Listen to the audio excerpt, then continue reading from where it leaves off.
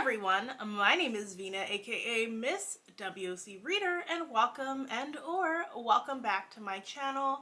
Today I wanted to share with you guys a few adult fantasies by Black authors. This is a request that I often see on social media, and people just really don't know where to find these stories. And I myself am on the hunt for some more that fit my vibe. But I wanted to share with you guys just a few that I've read. Maybe you can share in the comments section a few that you've read that you thought were fun. So let's get into it.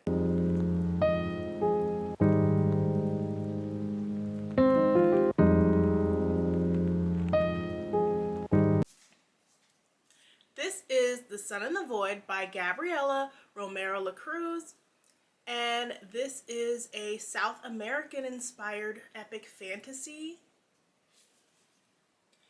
Stuck on the edges of society, Reina's only hope lies in an invitation from a grandmother she's never met.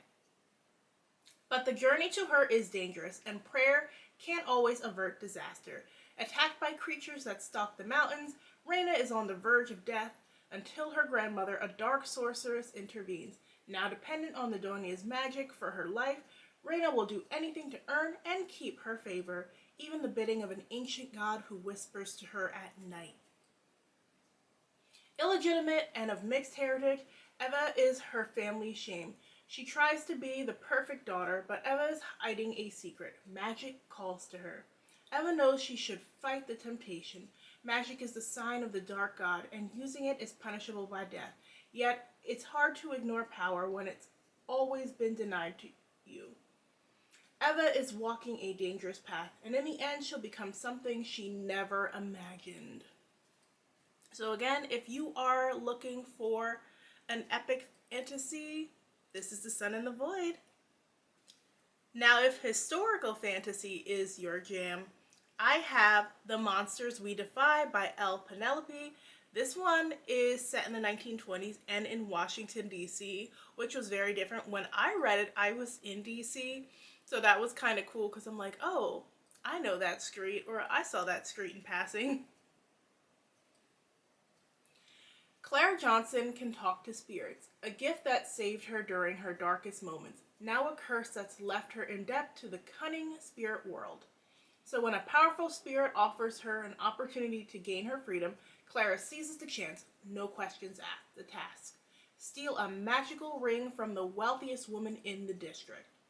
Clara can't accomplish this daring heist alone. To pull off the impossible, she'll need the help of an unlikely team.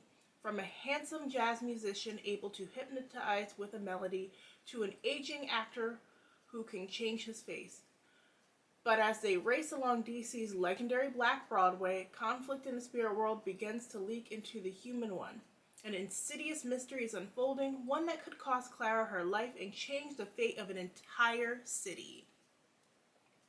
So if you are looking for something historical set in DC, it has a heist, check out The Monsters We Defy. This is a fun one that I often recommend, and still not enough of you guys have read it for me. So I'm recommending Magic Dark, Magic Divine by AJ Locke.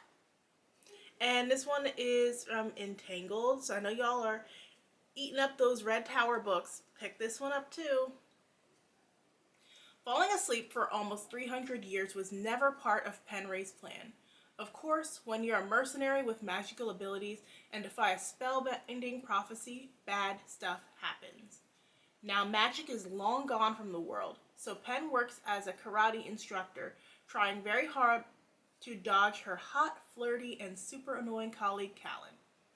All is well until a Jigori, a nightmarish magic-eating monster, shows up at a New York City street fair, forcing Pen to use her Shaper magic, which allows her to transform wood and metal into deadly weapons. Now the Jigori's master has her scent, and their eye on stealing her 300 years of life. If they succeed, Pen succumbs to centuries of sleep again, and magic will be unleashed on a completely unprepared world. And to add to her ridiculously complicated life, something isn't quite right with Callan, which she could figure out if it weren't for that evil apocalyptic plot she's trying to stop. but Pen may not have a choice. Helen could be the secret weapon she needs to save the world. So this really is in a fun world where they know magic exists, they just don't have magic anymore. It doesn't take itself too seriously. So if you're looking for something light and fun with like some romance in there, check out Magic Dark Magic Divine by A.J. Locke. This is another historical fantasy. This is The Conductors by Nicole Glover. It is a fantasy set during the Restoration era.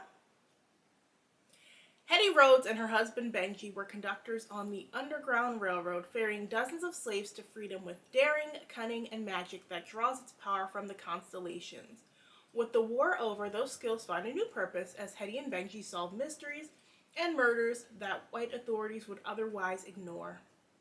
In the heart of Philadelphia's 7th Ward, everyone knows that when there's a strange death or magical curses are causing trouble, Hetty and Benji are the only ones who can solve the case. But when an old friend is murdered, their investigation stirs up a wasp's nest of intrigue, lies, and long-buried secrets, and a mystery unlike anything they've handled before. With a clever, cold-blooded killer on the prowl, Hetty and Benji, testing their magic and placing their lives at risk, will discover how little they really know about their neighbors and themselves. So if you are looking for something more historical, definitely check out The Conductors by Nicole Glover. It is an interesting twist on the history we are already familiar with. You might not be that familiar with some of the history of Philadelphia during that time. This one is like an epic sci-fantasy. This is The Night Ward by R.S.A. Garcia.